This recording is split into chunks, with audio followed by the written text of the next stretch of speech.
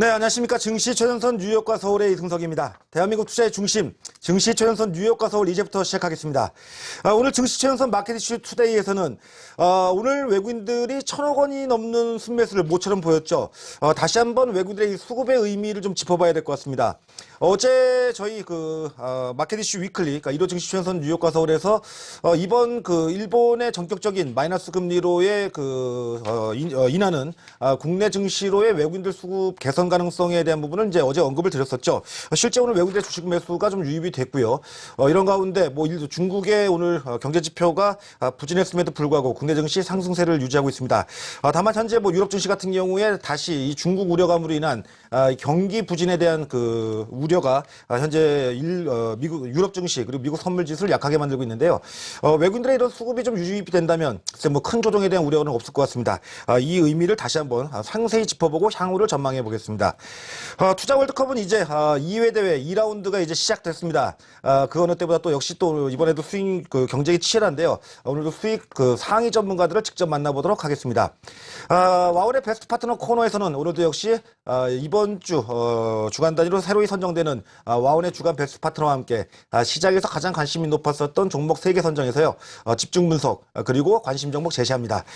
시장의 분위기가 좀 호전되는 듯하지만 어딘지 2%가 좀 모자른 것 같죠. 오늘도 시장에 대한 고민 증시 최전선 뉴욕과 서울과 함께 말끔하게 해소해 보시기 바랍니다.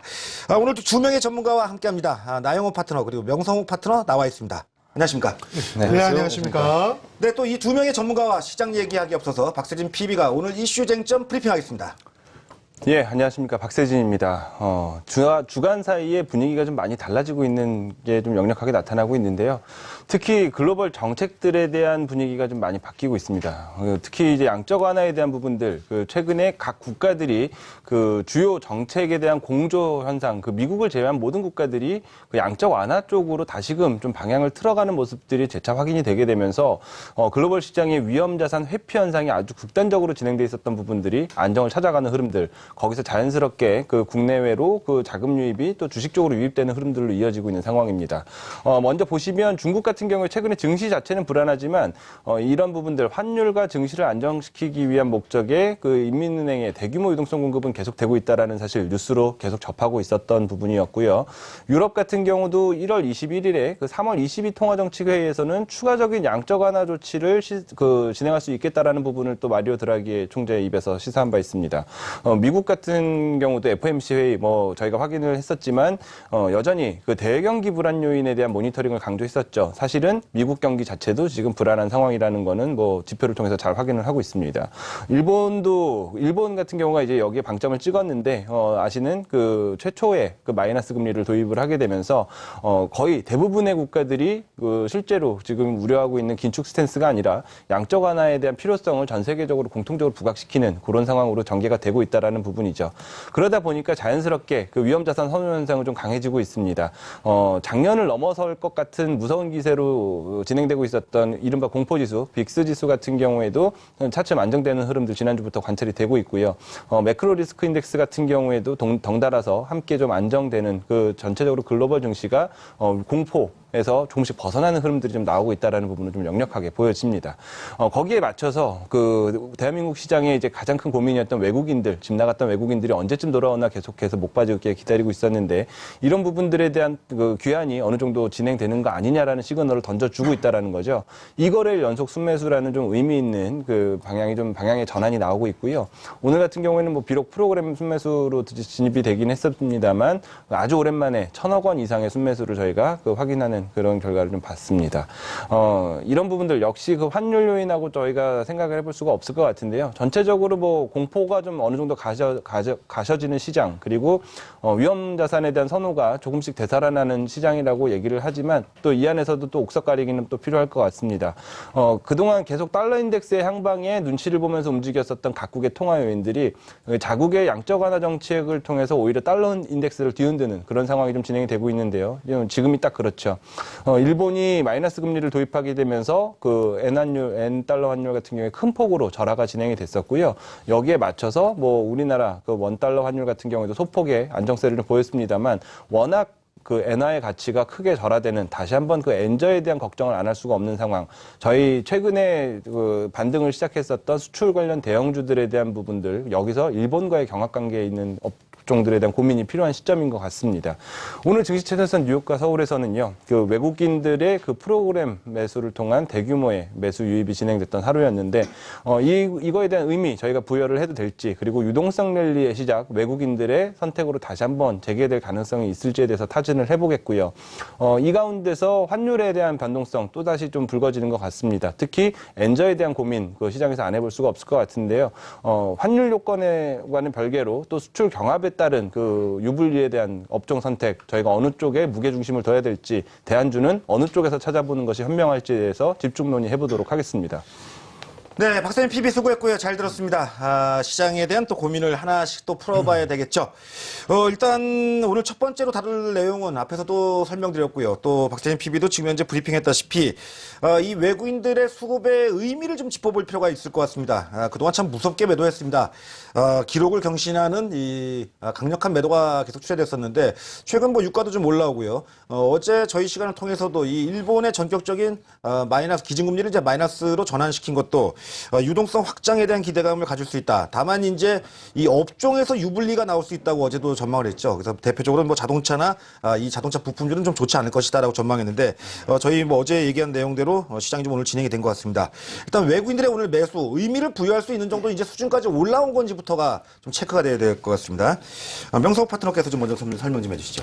예, 우리가 이제 다 아는 것처럼 중국의 경기 둔화 우려로 시장 전반이 좀 어려운 모습을 많이 보였는데 이러한 상황 속에서 또 일본이 마이너스 금리가 이제 전개되는 거죠. 이런 일본의 지금 양적 완화의 모습은 결국은 엔캐리 트레이드, 일본 자금이 또 우리 시장에 들어올 수 있는 이런 요인인데 이거는 이제 양면성이 있죠. 유동성이 공급되는 것은 틀림없는 사실이고 그리고 그러나 이제 일본의 엔저 현상으로 인해서 우리가 지난번에 굉장히 힘들었던 것처럼 관련 일본과 경합해 있는 그런 산업들, 특히 대표적인 자동차 이런 부분은 상당히 앞으로 좀 약간 힘겹지 않겠나 이렇게 생각합니다. 이 양적 완화 기조는 사실은 미국을 제외하고는 우리 지금 박세진 PB가 얘기한 것처럼 글로벌 시장이 전반적으로 지금 다 진행이 되는 거죠. 대표적으로 이제 중국이 최근에 부양책이라든지 이런 부분을 통해서 돈을 갖다 시장에 푸는 모습이고요. 또 일본의 마이너스 금리, 또 조만간 22의 통화 완화 정책. 그래서 전반적인 글로벌 시장이 다시 양적 완화, 유동성을 공급하는 이런 기조로 전개되고 여기에 이제 유일하게 이제 미국이 금리 인상하면서 강달러 시대에 약간 우려의 시각이 있는데 사실 최근에 보면은 저유가 강달러 상태에서 미국의 경기가 소비가 회복이 안 되는 이런 모습이죠. 그리고 또 미국의 4분기 GDP 성장이 0.7%. 그래서 지난 1분기하고 3분기 때 0.6, 3.9, 2.0이었었는데 전년 동기 대비로는 4분기가 마이너스 1.4%. 그러니까 미국이 강달러이면서 지금 저유가 상태에서도 소비가 회복이 안 되고 또 성장률이 상당히 저조한 모습이기 때문에 미국이 또 금리를 인상하기가 굉장히 좀 힘겹지 않겠나. 그렇다면은 글로벌 양적 완화 더불어서 미국의 금리 인상에 대한 우려가 둔화되면서 우리 시장은 유동성 장세가 좀 더 전개될 소지가 상당히 많지 않나 이렇게 보고 있습니다. 네, 나영호 파트너도 그동안의 전반적인 큰 시장의 틀에 대해서, 그러니까 이 시황에 대해서는 좀 약간 좀 중립적인 정도의 위치에서 얘기를 했는데요. 이렇게 좀 외국인들의 수급이 조금 낮아지는 분위기가 좀 뚜렷합니다. 이렇다면은 이 주변 여건 환경에 따라서 외국인들의 수급이 좀 유입된다면 국내 증시가 좀 답답했던 걸 좀 풀릴 수 있지 않냐라는 기대감을 갖게 되는데요. 어떻게 우리가 좀 봐야 될까요? 일단 뭐 지금 굉장히 긍정적인 재료가 많습니다. 우리 시장 뭐 역시 그 대내외적인 좀 좋은 여건으로 인해서 우리 시장도 이제 외국인들 좀 순매수가 좀 유입되고 있는데 전 아직도 조금만 더 신중을 기하자라는 입장을 말씀드리고 싶습니다. 일단 뭐 비차익 순매수가 들어오는 부분은 굉장히 긍정적이지만 일단 뭐 그동안 나갔던 외국계에서의 자금을 생각한다라 그러면 지금 들어오는 물량이 과연 그렇게 많을까? 그리고 지금 현재 이제 현선물 동반 순매수가 나타나면서 사실 파생 시장에서의 상방 에너지도 우리 시장을 상당히 긍정적으로 만들고 있는 게 맞는데 오늘 미결제 약정 추이 흐름을 본다라 그러면 사실 뭐 그렇게 좀 강한 추세를 만들기보다는 언제든지 뭐 추세를 전환할 수 있는 거의 한 중립에 가까운 수준이 아닌가라고 좀 볼 수 있겠습니다. 그리고 한 가지도 또 제가 좀 준비한 자료가 있는데 네. 이제 글로벌 정책 모멘텀을 감안했을 때 단기 고점 흐름이 어떻게 나왔나 이 자료들을 좀 모아보면 과거 이제 2014년 2월 저점 이 전후로 했을 때 그리고 2015년 8월 이거보다는 좀 이 세 개 제가 한 세 시기 정도 비교해 놓은 자료가 있는데 또 2016년 1월 저점 전후로 해서 좀 비교를 해본다라 그러면 가장 이제 진하게 표기가 되는 흐름이 이제 2016년 1월 이제 최근에 나타난 흐름인데 과거 2014년 지금 나오고 있죠. 녹색과 그리고 하늘색으로 표시가 되고 있는 그 이제 반등하는 고점 추이 흐름에 봤을 때 거의 한 중단 정도 지금 와 있는 모습을 볼 수 있습니다. 그러니까 과거에도 정책 공조의 힘으로 인해서 시장이 바닥 찍고 D+5일 동안 나왔던 흐름을 본다라 그러면 지금 한 평균적인 흐름은 나왔다. 그러니까 안도랠리에서 만족하는 게 아니라 여기서 이제 본격적인 추세 상승을 만들기 위한 그 무엇인가가 필요한 상황이다. 근데 아직까지는 좀 뭐라 그럴까요? 좀 대내에 많았던 악재가 조금 해소되는 구간이지 본격적으로 이거다라고 말하기에는 조금 어려운 부분도 있지 않나. 그래서 일단 이 안도랠리를 좀 즐기되 조금 포인트를 짧게 잡고 일단은 좀 취할 수익은 좀 취하면서 다시 현금을 좀 비축해 두는 또다시 이제 바닥권을 확인하는 움직임에 대해서 좀 대비하는 게 좀 현명하지 않을까. 저는 조금 좀 신중한 말씀 좀 드리고 싶습니다. 조금이란 말을 굉장히 많이 쓰시네요. 알겠습니다. 지금 뭐 신중론을 얘기를 하고 있는데요. 하나 좀 의문이 되는 부분은 이거죠. 지금 채권 가격, 그러니까 채권 가격이 급등 중입니다. 그러니까 채권 수익률이 떨어진다는 얘기죠. 국고채 뭐 1년물, 그러니까 단기물부터 시작해서 뭐 중장기물까지 포함해가지고 전부 이게 직전 저점을 하회하는 수준의 이 채권 가격 강세가 나타나주고 있는데, 그래서 이 의미도 좀 우리가 좀 짚어봐야 될 것 같습니다. 뭐 제가 이 주식시장 공부할 때는 원래는 채권시장과 주식시장은 역외관계에서 움직이고 그래서 뭐 자금이 뭐 경기가 불안할 때는 채권시장 쪽으로 갔다가 또 경기가 좋아지게 되고 또 이 위험을 선호하게 되면 리스크 온이 되고 주식시장으로 들어온다. 네. 이게 이론적인 부분인데 지금 제 컴퓨터 화면을 좀 볼 수 있으면 좋겠는데요. 이 국고채 1년물이 지금 현재 그 오늘 종가로 지금 화면에 보시게 되면 여기 그 급락이 나오고 있죠. 이 지난주 금요일하고 오늘 이틀 동안 국고채 1년물이 상당히 좀 큰 폭으로 하락하고 있고 특히 이 국고채 10년물이 뭐 사상 최초로 이 2% 금리대를 이탈한 다음에 지금 하락폭이 더 늘어나고 있습니다. 그러니까 채권 가격이 강세를 보이고 있는 거죠. 이거를 유동성 확장의 지표로 읽어야 되는 겁니까? 아니면 그렇지 않으면 오히려 이걸 아직 여전히 주식시장 자체가 반등은 하고 있지만 불안 요인으로 읽어야 되는 겁니까? 일단은 오늘 진행되고 있는 그리고 자금의 그 채권 가격, 그 채권 시장에서의 가격 반등은 그 어느 정도 주식 시장에 대한 불안을 대변하는 그 반대 지표로 해석하기보다는 그만큼 그 일본에서 봤던 그런 기조들이 대한민국 시장에서도 그대로 이어질 가능성에 대한 베팅. 그러니까 결국에 이제 이번 금통위부터 위시해서 그동안 좀 금리 인하에 대한 부분들 계속 필요성은 언급이 되었었지만 전체적인 글로벌 기조에 대해서 눈치를 봤었던 대한민국이 같이 그 금리 인하에 동참할 수 있겠다라는 어느 정도 가능성의 무게가 더 짙어졌다라고 해석을 하는 게 맞을 것 같고요. 그래서 이번 금통위 같은 경우도 사실상 그 금리 인하에 대한 부분들에 대한 베팅이 사실상 지금부터 진행이 되고 있다라고 해석하는 게 맞을 것 같습니다.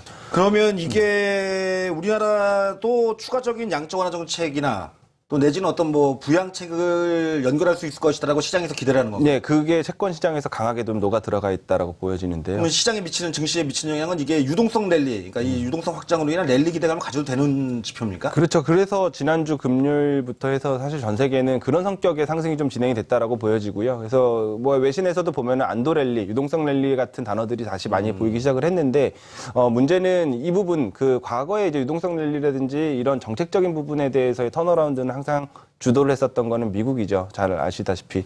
근데 이번 같은 경우에는 그 미국의 또 때마침 타이밍 좋게 미국의 아주 GDP가 안 좋게 나오는 걸 확인하면서 전 세계가 비웃으며 마치 뭐 비웃는 것처럼 니네 금리 인상 할 타이밍이 아닌데 우리처럼 그냥 양적 완화로 가는 게 맞지 않냐라고 얘기하듯이 또 일괄적으로 좀 공조 현상이 좀 나오고 있는 상황입니다. 근데 결국에는 이런 부분들이 미국의 의중을 확인하기 전까지는 어느 정도 변동성이 시원하게 뚫리면서 상방으로 보기에는 조금 미심쩍은 부분은 분명히 있을 것 같아요. 그래서 이런 고마운 반등이 나오는 거는 분명히 다행스러운 일이지만 여기에 대해서 추세 상승으로 아주 이제부터 편하게 연결될 거라고 하는 맹목적인 좀 안도감은 좀 시장에선 경계해야 될 부분이 아닌가라는 좀 역설적인 생각도 좀 해봅니다.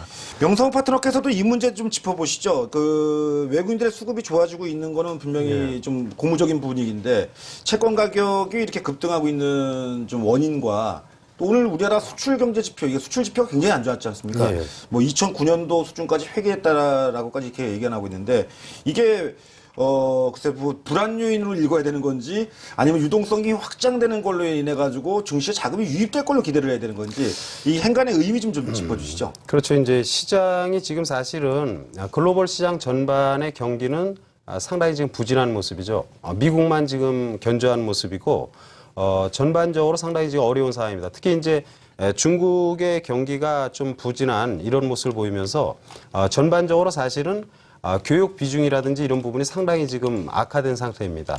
그러니까 우리 같은 경우는 지금 무역 흑자가 나온다 하더라도 이게 지금 이 수출이나 수입이 이제 감소하는 이 전형적인 이런 그 안 좋은 모습을 보이기 때문에 사실은 이제 시장 전반이 유동성 공급을 안 할 수 없는 그런 상황입니다. 그래서 일본이라든지 유럽 또 역시 우리가 지금 좀 아쉬운 것은 항상 이제 주변국 눈치를 보는데 우리 또한 역시 마찬가지로 금리를 갖다가 인하해야 되는 이런 모습이 아닌가 이렇게 볼 수 있습니다. 따라서 지금은 이제 주변에 전반적인 불안 요인들이 많기 때문에 유동성에 대해서 약간 좀 보수적인 생각을 할 수 있지만 그것은 유동성이 보강이 된다 하더라도 원래 시장 자체는 유동성 보강이 돼도 단기에 조금 급등하면은 완만한 조정이 나오는 것이기 때문에 그건 당연히 자연스러운 현상이고 시장의 유동성은 지속적으로 공급이 될 것으로 보이고 가령 지금 그런 대표적인 것으로 금융주들이 지금 상당히 지금 하락의 모습인데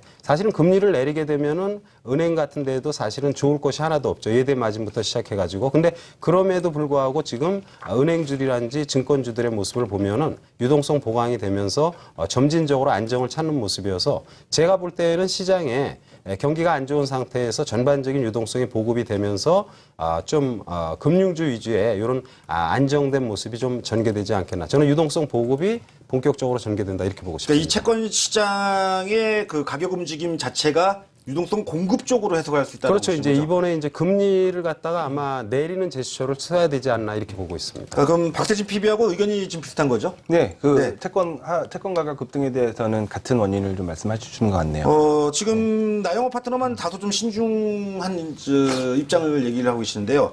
뭐 신중해야죠. 지금 신중해야 되는데 두 분의 얘기하고 좀 약간의 상반된 얘기가 나오고 있는데 뭐 반론이라면 반론. 여기서 왜 신중해야 되는지에 대한 좀 명확한 어떤 우리가 좀 이해를 해야 될 만한 포인트가 있나요? 일단 우리가 추세적으로 상승 방향을 찾기 위해서는 이 강한 모멘텀이 나와줘야 되는데 지금 현재 뭐 지난해 4, 4분기 제가 이 시간을 통해서도 계속해서 영업이익 추정치가 급격하게 낮아지고 있다라는 말씀을 드렸는데 결국 이제 시장이 강한 상방으로 움직이기 위해서는 실적에 대한 모멘텀이 분명히 나와주거나 아니면 향후 전망에 대한 기대치가 굉장히 강하게 나와야 되는데 전일 발생했던 이 중국장 결국 마이너스로 끝나지 않았습니까? 그러니까 중국 시장에서도 계속 제조업에 대한 둔화 오늘 또 이제 미국과 유럽 쪽 확인을 해봐야 되겠습니다만 여전히 실물 경기가 좀 회복되는 부분에 대해서 좀 둔화되는 모습을 보인다라 그러면 또다시 이제 정책 공조를 통한 힘으로 인해서는 올라오는 부분에 좀 분명히 한계가 있을 것이다. 그리고 우리 증시는 워낙 지수 자체에 대한 상단이 오랜 기간 좀 머물렀던 좀 상단부가 좀 막혀있는 모습이 나와있기 때문에 오히려 낙폭 과대 종목들을 지금 뭐 은행주라든가 다른 이런 종목들 나오는 것처럼 이제 낙폭 과대주들이 기술적 반등을 하는 모습은 볼 수 있는데 과연 그걸 끝까지 이어갈 수 있을까? 이 부분에 대해서 조금 회의적이고 좀 조심스럽다는 말씀 드리고 싶습니다. 그래서 제가 아까 좀 포인트를 좀 빨리 잡자고 말씀드린 게 아까 제가 보여드렸던 것처럼 일단은 한 D+5일 정도 그러니까 정책 공조가 발표된 이후 한 일주일가량 굉장히 안도렐리로 시장이 좀 좋았다가 다음 한 주 정도는 대체적으로 조금 주식시장이 좀 쉬었다 가는 경우가 많았습니다. 그리고 그 다음 주부터 또 좀 올라서는 모습이 많았기 때문에 조금 방망이를 짧게 쥐자는 전략을 좀 드리고 싶은 겁니다. 중장기적으로는 저 역시도 시장을 굉장히 긍정적으로 보고 있습니다. 네, 저희는 지금 현재 외국인들이 오늘 주식을 모처럼 뭐 1,800원 정도의 매수 글쎄 뭐 이렇게 이 정도의 매수 규모를 보인 게 언제적인지 모르겠습니다. 요즘 뭐 프로그램을 통해 가지고 특히 비차익 거래 쪽에서는 오늘 당일 외국인들의 매수가 한 3천억 원 이상 정도 유입된 걸로 이렇게 현재 파악이 되고 있는데요. 이런 매수가 과연 그동안의 외국인들의 수급의 약화가 이제 좀 회복 기미를 보이고 어쨌든 뭐 우리나라 시장에서 뭐 제가 주식시장 공부한 이래로는 외국인들이 주식 사주고 기관이 주식 사주면 올라가는 거 아닙니까? 네, 그렇죠. 그렇죠. 그렇다면 이제 좀 종합적으로 좀 이 문제에 대해서 좀 결론을 내려야 될 것 같습니다. 최근 어쨌든 뭐 글로벌 경기 부진, 특히 뭐 이 R의 공포, D의 공포 뭐 이렇게 얘기를 하죠. 리세션, 그다음에 디플레이션에 대한 우려감이 높아지는 가운데 돈을 분명히 푸는 건 맞는 것 같습니다. 결론을 이렇게 좀 정리를 할게요. 유동성 랠리 우리가 기대해도 되냐 이렇게 하단에 지금 자막이 나오고 있는데 기대해도 되는 겁니까? 기대해도 되죠. 그러니까 그거 말고는 사실 지금의 어느 정도 어지러져 있는 상황을 해결할 수 있는 방법이 없는 것도 사실입니다. 그러니까 그걸 마냥 그 자연스러운 경기 회복에다가 거기 그 해결의 실마리를 그 해결의 키를 넘겨준다고 그러면은 정말 많은 시간들 그리고 그 시장에서 감내해야 될 고통의 시간이 정말 길어지는 부분들이 될 것 같은데요. 나영호 파트너께서 좋은 이야기를 해줬다라고 생각을 합니다. 그러니까 이 정책적인 부분들에 대한 해결이 결국에는 이 지금 우리가 얘기했었던 혹은 누군가는 이거 글로벌 금융위기로 가는 단초 아니냐라고 걱정했었던 그 과도한 우려에 대한 부분들을 사실은 씻어줄 수 있는 재료인 건 분명히 맞습니다만 이런 그 미국이 지금 아직 그 입을 열지 않은 상태에서 주변국들이 산발적으로 그 양적 완화의 기조를 보인다고 해서 반응하는 시장이 그 바로 다이렉트로 대세 상승으로 연결될 수 없다라는 한계까지는 저희도 같이 좀 인식을 하는 게 맞을 것 같고요. 어느 정도 이제 전체적인 시장의 이 지금의 상황을 어떻게 해결하는지에 대해서 중지를 모으기 시작했다라는 데만 어느 정도 의미를 두고 일단은 지금 나오는 변동성에 대한 부분들은 충분히 그 매매적인 측면에서는 활용을 할 필요가 있어 보인다라는 의견 드리겠습니다. 네, 명성호 파트너에게도 똑같은 질문을 답을 좀 얻어야 될 것 같습니다. 앞에서 얘기했다시피 지금 이런 일련의 주변 여건의 변화, 그러니까 경기 우려감으로 인한 돈을 지금 어쨌든 이 기축통화를 가지고 있는 나라들이 풀고 있는데 이와 맞춰가지고 외국인들이 매수를 했단 말이죠. 이게 유동성 랠리의 어떤 서막, 스타트가 됐다라고 우리가 읽어도 되는 건지 아니면 여전히 뭐 나영호 파트너의 생각대로 좀 보수적으로 아니면 조심스러운지 설명 좀 해주시죠. 제기마 유동성 장세가 전개돼도 주식 투자는 항상 조심해야 되는 거죠. 그렇군요. 그러니까 그거는 뭐 지극히 우리 나영호 대표가 얘기한 내용이 맞고 그러나 지금 대안이 없잖아요, 사실은. 지금 미국이 금리를 인상하면서 신흥시장 전반이 지금 굉장히 좀 악화되는 모습이죠.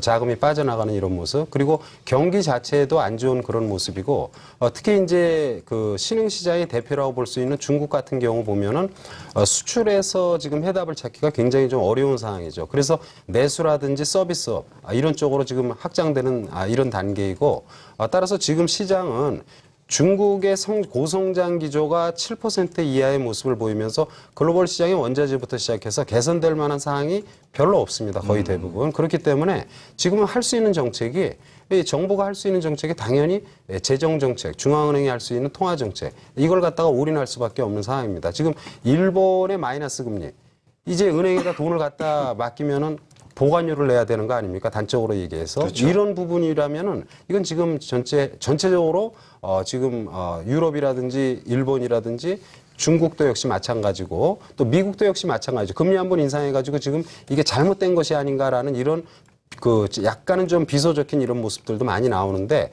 GDP라든지 이런 성장률이 부진하기 때문에 신흥시장 결국 잘못되면 미국도 역시 수출이라든지 이런 부분에 굉장히 꼬일 수밖에 없는 상황입니다. 그러니까 성장 역시 물 건너가는 모습이죠. 그렇기 때문에 지금의 이 장세는 유동성에 좀 서막이 좀 열리는 게 아닌가 저는 이렇게 보고 있습니다. 네, 뭐 나영호 파트너한테도 뭐 같은 질문을 드려야 되겠는데 뭐 앞에서 이미 어느 정도 개략적인 답변을 주신 거잖아요. 네. 뭐 짤막하게만 뭐 의견을 좀 구해보도록 하겠습니다. 예, 결과적으로는 그러니까 양적 완화 정책이라든가 글로벌 공조 체계가 굳건히 나오는 부분은 분명히 환영할 만한 일입니다만 지난 몇 년간 우리는 그 한계를 또 경험하고 있습니다. 그러니까 국내 기업들의 그 실적에 더욱 주목해야 될 때가 아닌가. 실적이 없다라고 그러면 또 언제 이 분위기가 자그마한 악재에 돌아설지 모릅니다. 그러니까 과거 사례에 비추어 봤을 때도 너무 이제 본격적인 상승이다라기보다는 확실히 우리가 이 빌미를 잡을 수 있는 그런 내용이 나오기 전까지는 조금 방말이 좀 짧게 주고 한 1주 쉬고 1주 올리는 이런 식으로 좀 변동성을 누리는 그런 대응이 좀 바람직하지 않을까라고 말씀드리면서 조금 저는 차익 실현을 좀 권장드리고 싶습니다. 네, 알겠습니다. 전문가들의 의견이 약간 뭐 엇갈리는 부분이 있겠습니다만 뭐 전체적인 그림에서 본다면은 글로벌 국가들의 이 정책 공조는 증시에 그동안에 좀 막혔던 숨통을 좀 트이는 돈이 공급된다는 얘기죠. 이런 영향을 좀 줄 수 있다. 다만 이제 아직은 어떤 좀 강력한 모멘텀, 그러니까 시장을 번쩍 들어올릴 만큼의 좋은 모멘텀은 제시가 되지 않고 있기 때문에 큰 수익에 대한 기대감보다는 제한적인 상승 정도를 노려야 된다. 이렇게 좀 요약을 해보면 될 것 같습니다. 시장에 대한 큰 그림에 대한 얘기는 여기까지 하도록 하겠습니다. 이 문제보다는 지금 현재 종목 돌아가는 또 분위기가 좀 심상치가 않죠. 어제 저희 시간을 통해 가지고 일본의 기준금리 인하로 인해 가지고 피해 업종 이전에도 뭐 엔화 가치가 작년도에 뭐 심하게는 네. 100엔당 900원 이하까지 나간 적이 있었죠. 네. 그때 당시에 뭐 완성차, 또 뭐 기계업종, 뭐 일부 이런 그 거래소 대형주 업종뿐만이 아니라 코스닥에서는 콘텐츠 이 SM이나 뭐 이런 그 콘텐츠 업종도 좀 부진했었고요. 네. 이 영향이 상당히 좀 클 것 같은데 이제 이쪽을 좀 분석해 보도록 하겠습니다. 작년도에 우선 박세진 PB가 기억을 좀 되살리셔가지고 예. 엔저가 극심했을 때 국내 피해 업종 쪽을 먼저 좀 구분 좀 해주시죠. 일단은 뭐 가장 명확한 거는 수출 경합 관계가 첨예화되어 있는 업종이 일단 1차적으로 피해를 보게 되겠죠. 그러니까 그래서 경합도가 높은 예, 쪽이 경합도가 일본하고요. 높은 쪽들. 그러니까 뭐 대표적으로 자동차가 될 수가 있을 거고요. 그래서 그 실제로 시장은 원달러 환율을 보면은 수출주한테 굉장히 유리한 환경이 조성되고 있는 것 같지만 그 저희 시간에서 가장 많이 논의됐었던 부분들 중에 하나가 특히 이제 환율 관련된 부분에서요.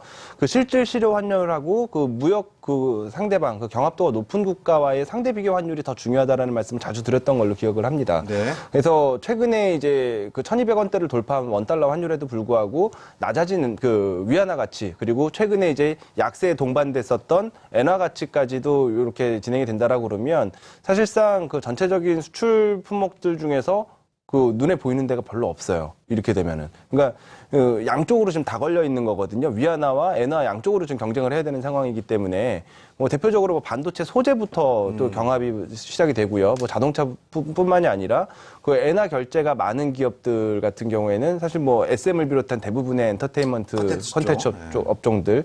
그래서 이렇게 되면은 지금 엔저 수혜주는 사실상 그 과거와 같이 뭐 엔화 부채가 많은 기업들, 뭐 대표적으로 항공업종이 되겠습니다만 이런 부분들은 사실 더 매크로에서 받는 영향들이 더 크기 때문에 뭐 수혜가 강하게 또 전가가 안 되는 상황이고 그래서 이래저래 환율 측면에서는 원달러 환율보다 그 N1 그 원엔 재정 환율이 훨씬 더 좀 중요한 상황이 좀 될 수밖에 없다라는 생각이 들고요.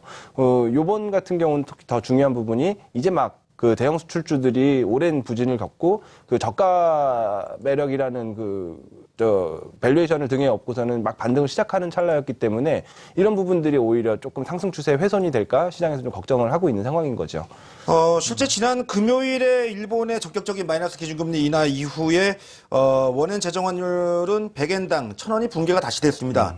뭐 이게 오늘 관련주 쪽, 뭐 저희가 어제 얘기한 대로 뭐 완성차 그리고 뭐 기계 쪽 그리고 또 이 2차 전지도 LG화학이나 그렇죠. 삼성 SDI 네, 오늘 주가락도 네. 이쪽하고 좀 연결이 되는 거죠. 네.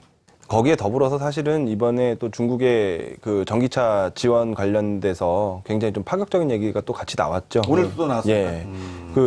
뭐 어차피 시청자 여러분들께서도 지금 전기차 관련해서 관심이 많으시겠지만 특히 이제 중국의 전기차 수요 중에 가장 많은 부분 중에 하나가 전기 버스에 대한 수요인데 전기 버스 배터리 관련해서 지금 중국 같은 경우에는 다소 효율이 떨어지는 소재인 그 인산철 소재를 쓰고 있는 상황이고요. 그 이산화 망간 나트륨을 쓰고 있는 그 국내 LG화학이나 삼성 SDI 같은 경우에는 이제 첨단 소재로 그 밸류체인이 짜져 있는데 그 인산철을 쓰지 않는 업체에 대해서는 배터리 보조금을 지급하지 않겠다라는 파격적인 그 얘기를 해버렸어요. 그러니까 자국 산업을 보호하는 거네요. 맞습니다. 저도 사실은 지금 주말에 상해를 가서 출장을 마치고 돌아왔는데 거기서 가장 놀랬던 부분 중에 하나가 너무도 당당하게 전기차 관련된 부분들에 있어서 많은 부품과 소재를 그 중국이 그 자국 산업에 대한 부분들을 중국 내에서 충당하고 이를 통해서 수출까지도 그 진행을 할 거다라는 거를 너무 자연스럽게 얘기를 한다라는 거죠. 그래서 지금 뭐 LG화학이라든지 SDI 같은 경우에는 WHO에 뭐 제소를 하겠다, WTO에 그 공정무역에 어긋난다라는 얘기까지 하고 있는 상황이기 때문에 이런 부분들 뭐 많은 또 환율까지 거기다 더해진다라고 그러면 일본이든 한국이든 이 부분은 사실은 굉장히 좀 우려가 되는 부분이긴 합니다. 결국은 인간관계를 잘 살펴보시면은 일본의 전격적인 기준금리의 인하는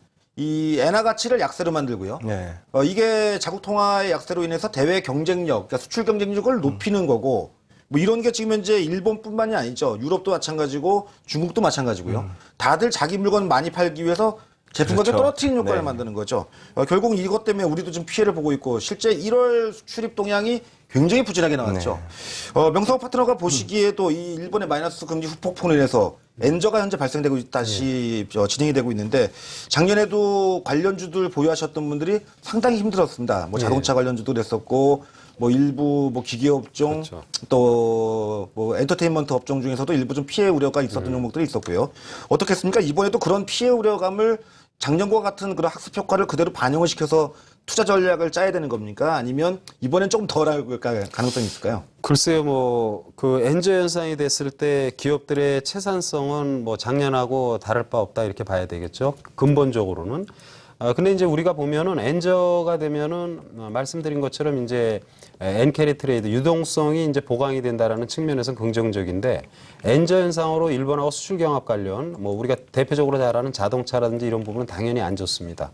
그러나 일본의 아까 박세진 PB가 말한 것처럼 외화부채가 일본의 많은 그런 기업들이라든지 아니면은 일본에 수출하는 기업들은, 교육을 수출하는 기업들은 약간 좀 힘겨운 모습이 될 것이고, 반면에 일본에서 수입하는 이런 기계업종의 그런 회사들이 또 몇 개 있습니다. 그러니까 원자재를 일본에서 수입하는 업체라든지 아니면은 엔저와 약간 좀 무관한 그런 내수, 그리고 이제 오늘 엔터테인먼트 관련 우리가 일본 매출 이런 부분들이 좀 있기 때문에 엔터테인먼트에 대해 약간 부정적인 의견이 나왔지만, 사실은 엔터테인먼트는 지금 일본이 초점이 아니라 중국입니다. 그렇기 때문에 그런 기운은 약간 좀 지나치다 이렇게 생각하고요.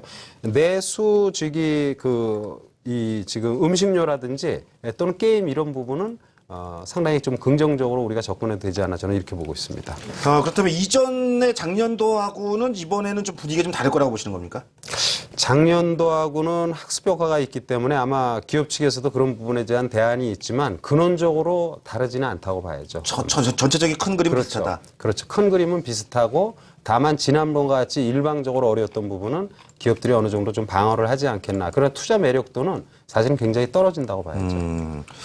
나영호 파트너도 이 문제는 좀 같이 좀 짚어주셔야 될 것 같습니다. 이 엔저 현상으로 인해서 또 관련주 피해 우려감이 좀 높아지면서 실제 오늘 주가가 다 안 좋았지 않습니까? 예, 지난주 금요일부터 해서 예. 분위기가 좀 안 좋아지고 있는데, 이런 부분에 있어가지고 해당 종목군들에 대한 대응 전략, 그러니까 이런 종목을 보유하신 분들은 지금이라도 주식을 좀 줄이는 게 맞는 건지, 어떤 대안을 좀, 대응 전략적인 측면을 좀 얘기를 해주시죠. 일단은 뭐 굉장히 오늘 뭐 부정적인 말씀을 많이 드리게 되는 것 같은데, 아직은 진행형일 가능성이 대단히 높다. 특히 뭐 일본 관련 매출이 좀 높은 기업들, 거기다가 실적도 다소 좀 부진하다, 이런 얘기가 나오는 기업들이 동일한 업종 내에서도 굉장히 큰 조정을 받았죠. 오늘 뭐 지금 현재 뭐 엔터테인먼트 연예 기획사 쪽 관련해서 본다 하더라도 SM이라든가 YG 엔터테인먼트 같은 경우는 좀 실적이 그나마 좀 안정적이라고 하다 보니까 조정폭이 사실 크진 않았습니다. 근데 반면에 일본 관련 매출이 한 45%가 넘어가면서 실적에 대한 전망치도 다소 조금 어렵지 않을까, 이런 얘기가 나오고 있는 FNC한테는 오늘 굉장히 큰 조정을 받는 모습인데,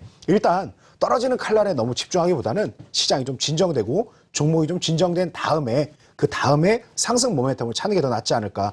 뭐 한 종목, 이 종목만 눌렸다고 해서 저는 뭐 이 종목을 나쁘게 보지는 않습니다. 상반기 그동안에 없었던 중국 관련 매출을 만들어가면서 어떻게 보면 가장 강하게 끌어올릴 수 있는 종목이 아닐까. 뭐 제가 좀 우려 섞인 얘기도 드리고 가장 긍정적인 기대도 된다라는 말씀 드리고 있는데, 일단은 좀 진정되는 걸 기다리는 게 맞지 않을까. 지금 현재 나타나고 있는 일본 초유의 마이너스 사태가 이 정도로 일주일 만에 끝날 거다라고 단언하기에는 좀 어렵습니다. 그래서 이 흐름이 한 일주 이상은 진행될 수 있다. 저는 이렇게 말씀드리고 싶습니다. 그렇다면 지금이라도 추가적인 주가 하락이 우려된다면 뭐 내일 당장이라도 관련주의 비중을 줄이는 전략이 옳다라는 얘기죠. 예, 지금 뭐 시간 외로도 뭐 지금 보면은 해외 증시 흐름도 다소 좀 부정적인 흐름인데, 이 흐름이 좀 모아진다라 그러면 사실 안 좋은 종목에서 최근에 보면 LG화학이라든가 삼성 SDI도 안 좋은 악재가 한번 나오게 되면 대거 물량이 나와서 크게 좀 조정폭이 커지는 모습이 있는데 조금이라도 빨리 좀 줄였다가 오히려 좀 바닥을 찍고 올라오는 위치에서 다시 한번 비중을 늘리는 것도 괜찮지 않을까.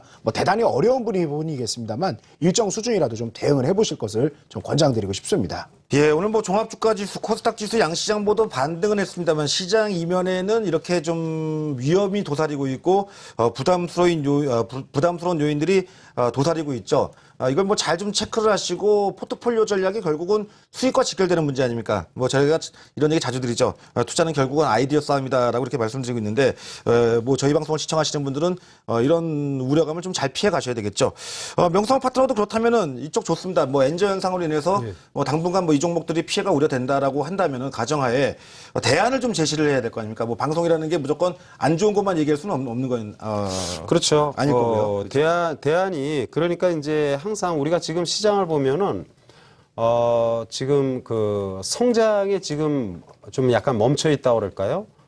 글로벌 경기가 전반적으로 어려우니까 우리가 지난 실적을 봤을 때에도 지금 많은 기업들이 대체적으로 실적이 지금 전망치보다도 하회하는 이런 모습을 보입니다. 따라서 성장주 위주의 투자를 해야 되고 엔저 현상으로 인해서 우리가 너무나 잘 아는 뭐 자동차라든지 부품 당연히 일본 경합도가 많으니까 이런 것들은 안 되겠죠. 그러나 외화 부채가 많은 기업들 중에서 우리가 일본하고 밀접한 기업 중에서 롯데그룹들이 사실은 어떻게 보면 부채 부분이 일본 부분이 좀 있다고 볼 수 있기 때문에 이런 부분을 선별적으로 우리가 관심을 가질 필요가 있고 지금 여전히 시장에서 성장주 섹터 바이오 제약이라든지 이런 부분은 상당히 지금도 긍정적입니다. 좀 잊혀질만 하면 또 반전의 모습을 보이는데 결국 뭐냐 하면은 유동성 공급에 따른 시장에 아까 서두에 말한 것처럼 우리가 아무도 쳐다보지 않고 낙폭이 심화됐던 은행이라든지 증권이 조금씩 지금 반전의 모습을 보이고 있고 엔저와 관련된 수출 경합이 거의 대부분 산업이 지금 일본하고 관련이 있는 부분이 많은데 대표적인 자동차 이런 부분은 회피하되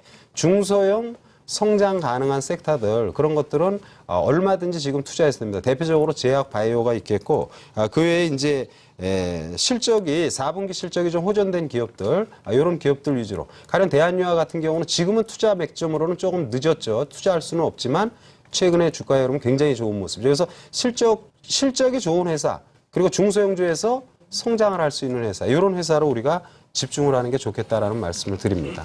네, 박세진 PB도 결국은 엔저로 인한 그 피해 우려감이 높은 종목군들을 우리가 포트폴리오에서 좀 비중을 좀 축소시켜야 된다고 한다면 그 안을 뭔가 아까 얘기한 대로 유동성 랠리가 기대된다고 했잖아요. 채워놔야죠. 채워야죠, 그렇죠? 예, 어떤 걸로 채울까요? 그러니까 이 부분은 사실 저희가 이제 학습 효과에 기인할 수도 있는 부분이고 사실 그 대한민국 시장에서 이제 성장주로 그동안 분류되었었던 기업들의 면면을 살펴보면 하나의 공통적인 코드는 뭐 높은 성장성을 가지고 있다라는 건 뭐 두말할 나위가 없습니다만 가장 중요한 부분은 이거라고 생각을 합니다. 어떤 겁니까? 우리나라 같은 경우에 수출 의존도가 높기 때문에 상대적으로 그 대외 변수들, 그 글로벌 경기에 대한 민감도가 높죠. 그리고 주요 시총을 차지하고 있는 대부분의 업종들이 거기에 크게 휘둘리기 때문에 상대적으로 성장성은 높게 가져갈 수 있는 업종이지만 그 대외적인 변수에 대해서 영향력이 상대적으로 적은 업종들이 우리 시장에서는 그 해외 증시랑 무관하게 조금 그 성장주로서의 그 계속되는 그 명맥을 좀 이어왔었던 얘기죠. 맞습니다. 그러니까 대외 변수에 둔감한 업종이 그러니까 엔화의 엔저에 대한 부분들을 거꾸로 수혜로 찾는 그런 노력을 할 것이 아니라 거기에 영향이 없는 거를 찾으면 사실 되는 거거든요. 외풍에 거의 영향이 무관한 쪽. 예. 그러니까 환율 변수에 무관한 쪽 대표적으로 작년에도 똑같은 흐름이 나왔습니다만 게임이라든지 그 저희 제약 같은 부분들 그러니까 계속해서 작년에 이런 똑같은 상황에서 주도주 역할을 담당을 했었던 섹터들이 요번에도 이 엔저 현상이 고착화된다라고 그러면 고스란히 그런 명맥이 좀 나올 가능성이 높고요. 이 부분은 상대적으로 또 그 반대로 이제 엔저 피해주에 대한 부분들은 직관적으로 뭐 저희가 자동차라든지 아주 직접적인 수출 경합을 벌이고 있는 업종에 처음에는 국한이 돼 있지만 점점 확대됐었던 특징도 가지고 있습니다. 가령 예를 들면 엔저가 첨예화되면서 한국을 찾던 중국 관광객들이 그 일본에 대한 그 관광 매력도가 높아지면서 일본을 찾으면서 자연스럽게 그 관광에 어느 정도 수혜를 받았었던 호텔신라 같은 업체들의 주가가 조정이 시작이 됐었고요. 하나 투어도 그랬고요. 마찬가지였죠. 그리고 그 일본과의 그 중국 시장 내에서 일본산 제품과의 그 경합을 크게 벌이고 있었던 화장품 같은 경우도 작년에 좀 힘들었었죠. 네, 그런 부분들. 그러니까 자동차나 뭐 대표적인 산업재들 일본 경합도 높은 뿐만이 아니라 그 중국 내에서 어떻게 보면은 엔저 때문에 그 일본산 상품으로 소비의 맥이 넘어갈 수 있는 부분들에 대해서도 우리가 흔히 얘기하는 성장주지만 성장주 내에서도 일본하고 경쟁 관계에 있는 제품들은 잘 생각을 해서 어느 정도 피해야 포트폴리오 된다. 예, 그런 부분들은 좀 염두를 할 필요가 있습니다. 제가 뭐 좀 정리 좀 해서 요약을 해드리도록 하겠습니다. 뭐 저도 이제 방송 들어오기 전에 뭐 작년도에 있었던 일을 종합적으로 좀 리서치를 해가지고 좀 자료를 봤더니 작년도에 앞에서 얘기한 대로 이 자동차 관련주들이 이제 엔저 현상으로 인해 가지고 상당히 주가가 좀 부진했었죠. 그 외에도 박세진 PB가 얘기한 대로 화장품이 작년에 이제 시세이도나 SK2 뭐 이런 화장품이 이제 가격이 오히려 싸지는 효과 때문에 국내 화장품 업체들의 주가가 좀 조정을 받았었고요. 또 여행주 쪽에서도 인바운드 쪽에 대한 여행 수요 감소로 인해서 그 피해가 우려되면서 뭐 하나투어라든지 모두투어 뭐 이런 종목들의 또 주가 조정이 시작됐었고 그 외에 뭐 기계업종 같은 경우도 이제 중국 시장에서 일본하고 경합도가 높은 쪽은 작년에 피해를 봤었습니다. 이런 종목들과 더불어서 또 IT에서도 일부 또 업종군이 좀 조정을 좀 받는 이런 움직임을 보였었는데 오늘하고 지난 금요일에 그때 당시 학습 효과가 그대로 이제 반영이 되고 있죠. 지금 저희는 현재 이에 따른 대안주 찾기에 나서고 있습니다. 나영호 파트너도 대안을 좀 제시해 주셔야죠. 예, 일단 저는 첫 번째로 생각하는 게 이익 추정치가 개선되고 있는 쪽. 저는 계속 지금 가장 관심 있는 그걸 찾기가 참 실적인데 어렵지 않습니까? 건설 섹터가 상당히 개선세가 높게 나타나고 있습니다. 그러니까 기존에는 뭐 무슨 미청구 채권 이거 문제되는 거 아니냐? 이거 좀 괜찮다. 1조 원 줄었다. 이런 소식으로 좀 반짝하는 거 아닌가라고 생각이 들었는데 최근 들어서 2차 추세가 더욱 강하게 나타나고 있는데 그 이면에는 보면 이제 실적 추정치가 굉장히 빠르게 개선되고 있는 부분입니다. 근데 사실 지금 증시 흐름으로 봤을 때 건설주 지금 따라가기 다소 부담스러운 부분도 분명히 있습니다. 오히려 건자재 섹터 쪽에서 답이 있지 않나 저는 이렇게 좀 보고 있고 뭐 한샘이라든가 이렇게 강하게 가고 있는 것보다는 오히려 실적이 좀 엉망진창으로 좀 나왔습니다. LG하우시스 굉장히 실적 안 나오면서 52주 신저가 이렇게 형성을 한번 하고 오늘 좀 양봉 만들었는데 면면을 좀 살펴보니까 이제 미국 시장에서 인조 대리석의 성장성은 또 놀라울 정도로 나왔습니다. 그러니까 그동안의 부실을 한번 털고 새로운 성장성이 기대되는 LG하우시스 같은 종목 괜찮지 않을까. 좀 첫 번째 대안으로 좀 말씀드리고 두 번째는 꼭 멀리 안 봐도 될 것 같습니다. 현실적으로 지금 매출 개선세가 계속 나오고 영업이익의 질적인 개선이 나오고 있는 오뚜기라든가 국순당 같은 기업들, 이제 신제품에 대한 효과를 보고 있는 음식료 업체들 계속 좀 좋을 거라고 좀 보여지고 그리고 무엇보다 이제 시장이 쭉 밀리다가 좀 진정이 됩니다. 이제 새로운 모멘텀 뭘 찾을까? 이때 또 매력을 이 시점에 조금 또 매력을 발휘할 수 있는 종목들이 PBR이 굉장히 낮고 좀 자산 가치가 높은 기업들이 아닐까. 그래서 저 PBR주들을 좀 공략하는 거 어떨까라고 생각이 듭니다. 특히 요즘 워낙 유가가 좀 낮은 수준이다 보니까 이 좀 연료비 비중이 전체 비용에서 연료 비중이 높은 기업들, 뭐 사조 시푸드라든가 이런 기업들이 다소 좀 부각될 수 있는 그런 계기가 좀 그런 시기가 아닐까 이렇게 좀 보고 있습니다. 건설 쪽에 대해서 제가 좀 질문, 그러니까 이게 뭐 제가 궁금해서 여쭤보는 겁니다. 뭐 네. 나영호 파트너의 그 의견에 제가 반하려고 하는 건 아니고요. 지금 이제 건설도 지금 이란에서 수주 어쨌든 이제 충돌이 좀 있을 거 아닙니까? 한국하고 일본, 뭐 중국하고 이렇게 되면 이제 환율에 좀 불리할 것 같은 생각도 좀 들고 있고요. 또 하나는 지금 내수 쪽에서도 이 미분양이 늘어나고 있고 또 아파트 가격이 지금 현재 뭐 대구가 그동안 이제 아파트 가격이 화랑의 중심이었는데 뭐 6주 연속이가 가격이 하락하고 있다. 그 부동산 경기가 좀 냉각되고 있다면 건자재가 그렇게 뭐 크게 시장에서 이전처럼 저 각광을 받기는 상황상 어렵지 않을까요? 이 건설주도 오히려 이렇게 반등할 때 역으로 올라올 때 좀 차익 실현이나 아니면 비중을 좀 조절을 해야 될 생각도 좀 아이디어를 좀 그 고려해 볼 필요가 있을 것 같은데 어떻습니까? 지금 뭐 정확한 지적이십니다. 그러니까 말 그대로 지금 뭐 모든 게 명암이라는 게 있는 거죠. 근데 우리가 그 시차를 고려를 해본다라 그러면 이제 제가 건자재 말씀드린 게 2015년도에 공급 물량 자체가 어마어마하게 많았습니다. 뭐 거의 뭐 최근 10여 년간의 유례를 찾을 수 없을 정도로 공급 물량이 많았던 것으로 알고 있는데 2016년도에는 공급 분양 그 물량 자체가 상당히 좀 줄어들 것으로 보입니다. 그러니까 지금 이제 공급이 최대치로 나오는 상태에서 나왔던 그 우려감을 좀 해소할 수 있고 이제 건자재 쪽이라는 건 말 그대로 좀 시차가 존재하기 때문에 오히려 좀 대안주로 괜찮지 않을까. 건설주 단기 급등에 대한 부담은 어느 정도는 있는 게 맞다. 저도 좀 그런 말씀 드리고 싶습니다. 네, 나영호 파트너의 의견을 잘 참고해가지고 저도 투자 전략에 꼼꼼히 반영을 해보도록 하겠습니다. 잘 들었습니다. 오늘도 뭐 시장에 대한 다양한 분석을 해봤죠. 지금 뭐 국내 경기가 이 수출이 상당히 부진한 가운데 또 여기다 또 엔저 현상까지 겹치다 보니까 관련주의 피해가 좀 우려됩니다. 이 부분을 좀 잘 투자 전략에 반영을 하셔야 될 것 같은데 실제 또 그런 일이 벌어지고 있죠. 여기까지 오늘 마켓 이슈 투데이의 이슈들을 좀 집중적으로 분석을 해봤고요. 이제 내일 화요일 또 투자 전략을 구성해 봐야 되겠죠. 그 전에 현재 진행되고 있는 야간 선물 지수 동향부터 보겠습니다. 현재 야간 선물 지수는 232.70포인트로 정규장 대비해서 0.34% 소폭의 하락세를 보이고 있습니다. 수급 주체별 매매 동향은 외국인들이 현재 430계약 정도 내외의 매도 우위를 보이고 있고요. 개인 투자자가 반대편에서 한 530계약 정도의 매수를 보이고 있습니다. 이제 시장 전략 구성해 보도록 하겠습니다. 먼저 두 전문가의 시장별 투자 의견부터 보겠습니다. 나영호 파트너는 거래소 보유 의견 주고 있네요. 반면 코스닥은 매수 의견 제시하고 있고요. 명성호 파트너는 양시장 모두 매수 의견 제시하고 있습니다. 그 의견에 대한 또 근거와 또 투자 전략, 관심 종목 업종 설명해 주시죠. 예, 최근에 시장이 글로벌 시장 전반이 좀 상당히 어려웠다가 조금 반전의 모습이 전개됩니다. 일단 시장 전반에 대해서는 바닥권을 만들고 있다라는 이런 판단이고요. 유동성 보급이 일단 엔저로 이제 전개되지만 사실은 이제 유럽도 이제 양적 완화가 전개될 것이고 그러면은 유동성 보급이 되면서 실적과 무관하게 일단 시장은 어느 정도 긍정적인 모습이 전개될 것이다 이렇게 보고요. 그러나 이제 대형주를 접근할 때는 일단 락폭시마 대형주, 대표적으로 이제 금융주들 이런 것들이 최근에 조금씩 안정을 찾습니다. 당연히 단기에 좀 어느 정도 오르면 완급 조절은 나오지만 무리 없을 것으로 보이고 대부분 수출 관련 이런 기업들은 일본과 관계가 있는 기업들이 거의 대부분이기 때문에 약간 좀 타이밍을 잡는 데는 좀 신중을 기해야 되겠다 말씀을 드리고요. 저는 여전히 시장이 안정이 된다 하더라도 대형주보다는 중소형주 장세입니다.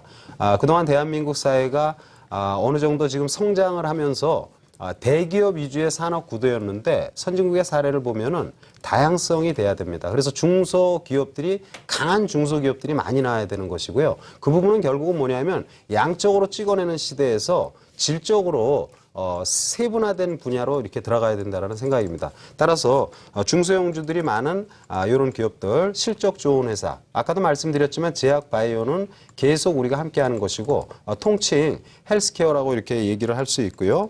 그리고 춘절이 다가오니까 중국 관련 소비 관련주들이 약간 좀 틈새 성격으로 우리가 한 보름 정도, 2주 정도 이렇게 타이밍을 잡아서 투자하면 어려운 장세이지만 충분히 좀 안정된 수익이 나오지 않겠나 이렇게 말씀을 드리겠습니다. 춘절 소비 관련주에는 대표적으로 어떤 종목이 있을까요? 춘절 뭐 중국 애들이 오면 화장품 많이 사가죠. 근데 이제 사실은 이제 화장품에서 지금 생활용품으로 지금 많이 바뀌는 그런 모습이잖아요. 사실은 그 생활용품 하는 회사도 화장품 회사들이 거의 대부분이고 그리고 건강식품 관련 이런 그 한국콜마 그리고 코스맥스 화장품 회사죠. 근데 거기서 나온 건강식품 이런 관련 기업들도 상당히 지금 빼어난 모습입니다. 그러니까 그런 중국 친구들이 좋은 거 인터넷에 딱 치면 다 나옵니다. 그거 참조하시기 바랍니다. 제가 너무 노파심에 걱정이 많은 거 아닌지 모르겠는데요. 화장품 관련주나 이 중국 소비자 관련주가 만약에 지금 사드 배치 문제가 얘기가 나오지 않습니까? 그것 때문에 지금 중국하고의 좀 약간 외교적인 약간 마찰음도 좀 들리고요. 그거는 이제 정책하는 별로 영향이 없을까요? 당연히 이렇게 걱정이 많은 사람한테는 영향이 있고요.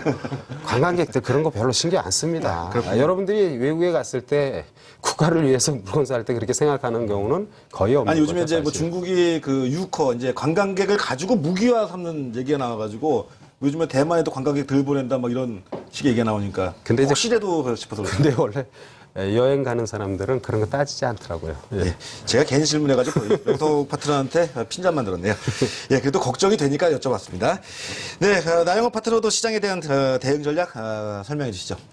일단 지수 상단이 좀 제한적일 수 있다라는 말씀 뭐 시작부터 드렸는데 그래서 일단 뭐 거래소에 살 종목이 없어서가 아니라 시장 전체에 대해서는 이제 코스닥에 비해서는 좀 낮은 점수를 드리는 거다라고 말씀드리고 코스닥 시장 뭐 개별적인 종목들 시장이 횡보만 해도 충분히 종목들의 모멘텀이 발휘될 수 있는 구간입니다. 더 자신감 있게 대응하셔도 좋다. 오히려 중소형주들 강한 랠리가 나올 가능성이 높다라고 보고 있고 앞서 말씀드린 건설 관련된 이제 건설에서 파생되는 그런 많은 이제 이런 기업들이 훨씬 더 유리할 수 있다라고 보고 있고 엔터 업체들 뭐 오늘 가장 크게 조정을 받은 FNC 엔터 지금 이렇게 빠질 때는 굉장히 어둡게 보이지만 오히려 중국 관련 모멘텀으로 가장 강하게 올라올 수 있는 종목입니다. 충분히 가격 매력 지금 돋보이는 구간이니까 일단 진정되는 구간에서는 이제 편입 가능한 그런 위치에 있다라고 말씀드리고 싶고 헬스케어 종목들 조금 쉬었습니다. 쉬었는데 오히려 지금 구간에서 서서히 이제 양봉 전환하면서 20일 이평선 위에 올라오고 있는 기업들 뭐 메디톡스 같이 아주 조용히 하면서 양봉을 누적시켜 하는 기업들 많이 있는데 이런 종목들 여전히 접근 가능하다고 말씀드리고 모든 업종들이 뭐 제자리 걸음인 것 같습니다만 응식료 업종들 대부분 지난해 3분기, 4분기 대비해서 한 40%, 50% 올라가고 있는데 전혀 과열이라고 보기보다는 추세적인 상승 흐름이 더 강하게 나타나고 있습니다. 매출 신장세에 집중해서 이런 기업들 노릴 수 있다 이렇게 말씀드리겠습니다. 예, 잘 들었습니다. 그리고 마지막으로 박세진 PB한테는 또 역시 뭐 중국을 좀 부탁해야 될 것 같습니다. 네. 중국이 좀 부진한데요. 네.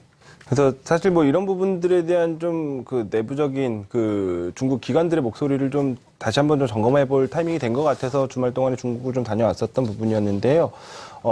명확하게 좀 생각을 하고 온 거는 그 부분입니다. 그러니까 중국 그 내부적인 어떻게 보면 투자 주체죠. 그 매수 주체들이 가장 두려워하고 지금 중국 시장의 하락 원인으로 첫 번째로 꼽는 부분이 다름 아닌 그쪽에서도 사실은 위안화에 대한 부분들이었습니다. 그래서 지금 그러니까 주요 매수 주체가 걱정하는 부분을 알면 그게 해결됐을 때 그쪽에서 자금을 집행할 거라는 것도 저희가 예상을 할 수 있는 것처럼 어떤 부분이냐면 사실 그 위안화에 대한 절하 부분들, 이 부분을 지금 중국 당국에서 크게 신경을 쓰고 변동성 관리에 힘을 쓰고 있는데 그렇기 때문에 역으로 시장에서 기대하고 있는 지준율 인하라든지 그 금리 인하 같은 적극적인 통화 정책을 오히려 못 쓰고 있는 것 같다.